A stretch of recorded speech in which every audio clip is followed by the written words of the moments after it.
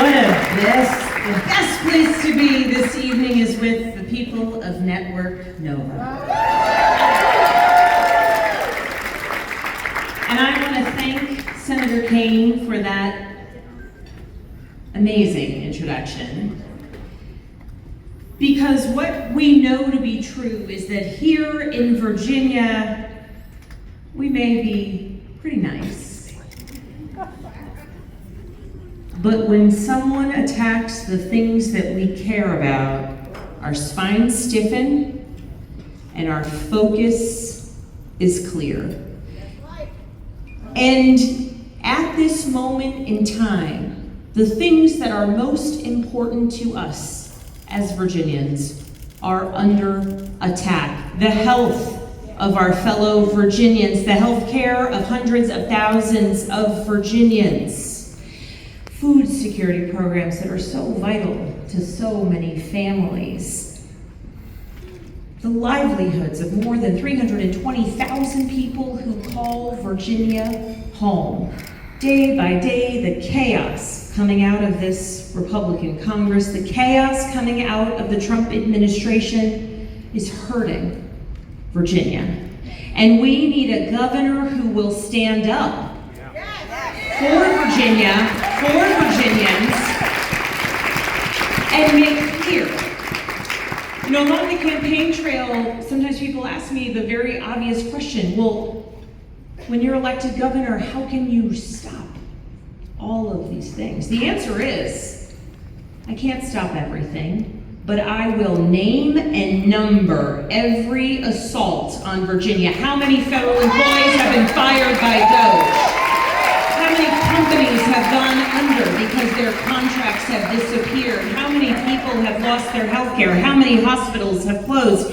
How many millions upon millions of dollars have not gone to our universities because they've been sucked back by the federal government? How many farmers put out money waiting for those conservation programs to come through and they pulled those dollars back? Time and time again. We have to name and number the assaults that they are bringing towards Virginia. And today, the senator brought up the University of Virginia and the forced resignation of the university president. And what that is extortion. To say that the Department of Justice will continue an inquiry against the university unless the president resigns. If the president resigns, it's all over, it's done. Well, if there's nothing wrong that happened, why are you investigating? And how does that all just disappear if this one man resigns? It's an assault on academic freedom. It's an assault on, frankly, a draw to our Commonwealth. How many people come to Virginia because of our universities? So many of our universities. They come here, they fall in love with the Commonwealth, and then they don't leave. The idea that the Department of Justice would target one of our universities, it's not done there. And we need a governor who will stand up. And frankly, we also need to celebrate that when we have good people focus on uplifting our fellow Virginians, focus on education, focus on strengthening our communities, we do well. I think there's a former Secretary of Education who will be celebrating her 40th wedding anniversary this weekend.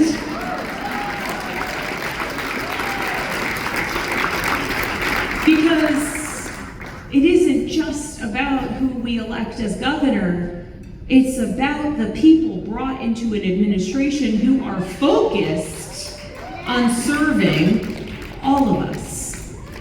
And at this moment in time, when we are all joined here together, I think of the ferocity I have witnessed in the halls of Congress and on the campaign trail. And so I just want to say thank you to Smitty and Caitlin, because I don't know that there was anyone more ferocious in Virginia politics than Jerry Connolly.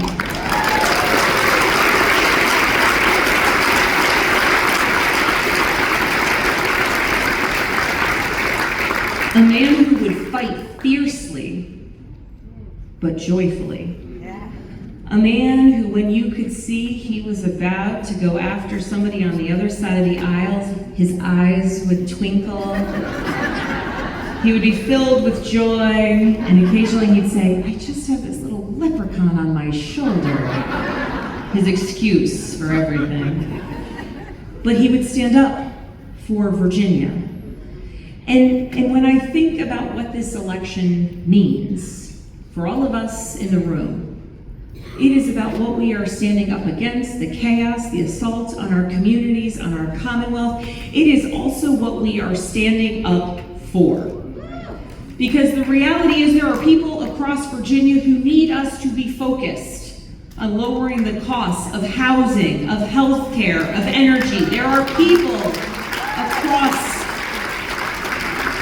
Virginia who need us to come in day one with a plan to impact their lives for the better, with a deep commitment to recognizing that every Virginian, no matter what part of the Commonwealth they call home, that they can feel steady and secure in their life, in their livelihood, in their ability to provide for their children, in their ability to protect their family, in their ability to know the future of their kids will be bright. And the reality is right now, everywhere I travel across Virginia, there are people with worries because the chaos, the anger, the division, it is too much. And at times I know the feeling. But I would say when you look around in this room, let's think about the fact that in reality, we are lucky. Across the country, there are people who feel the same way that we feel, but they don't get to vote in November of 2025.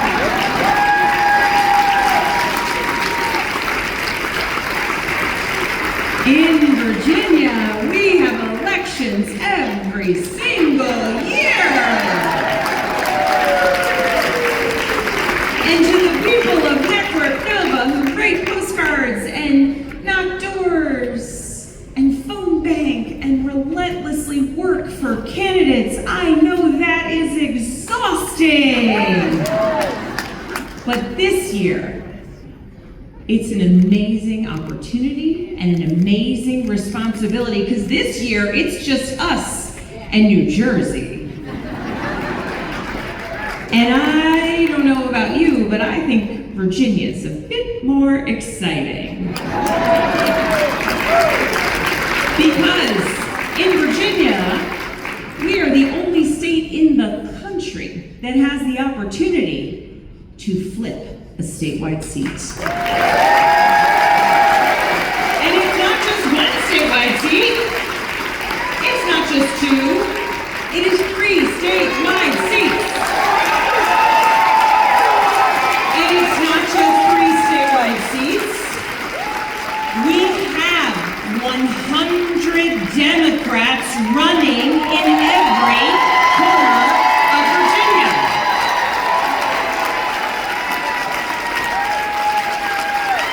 We have people running in every corner of Virginia who believe in their communities, who want to bring their voices to Richmond, who are stepping into rooms and saying, I am a Democrat and I am asking for your vote. And we have people in the reddest of the red saying, oh, okay.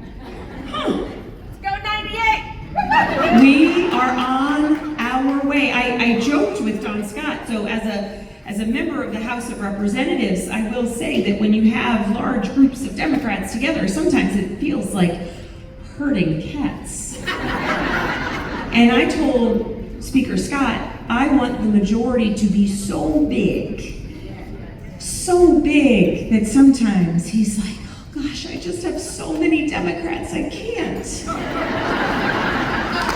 That is success. And so I I will leave you with this, because I see Catherine approaching. At one point in time, when I was going on about something to my mother, who's here somewhere, and I was sort of running my mouth about something that was bothering me about politics, and my mother just said, "Let your rage fuel you." And so, Mom, I love you. I thank you for the sage advice. And to the rest of us, every time we hear a new story, we let it fuel us. Every time we turn on the news, we let it fuel us. Every time something bad is happening, we say, "Oh, that's motivation." I'll tell you this, I have an opponent who's incredibly motivating. And so every time something happens in the world, in this country, coming out Capitol Hill or coming out of this White House, we just say, "Boy, am I motivated today." We write more postcards, we knock more doors, we make more phone calls, we tell more friends about the importance of this election. Because this November, we are going to send a message to the rest of the country and the world. We are not just going to flip 3 statewide seats. We are not just going to win more seats in the House of Delegates. We are going to send a resounding message about who we are, what we want, what we deserve to our fellow Virginians, to the rest of the country, to the rest of the world. We are going to crush it in November, and we are going to pave a path towards 2026, 2027, 2028,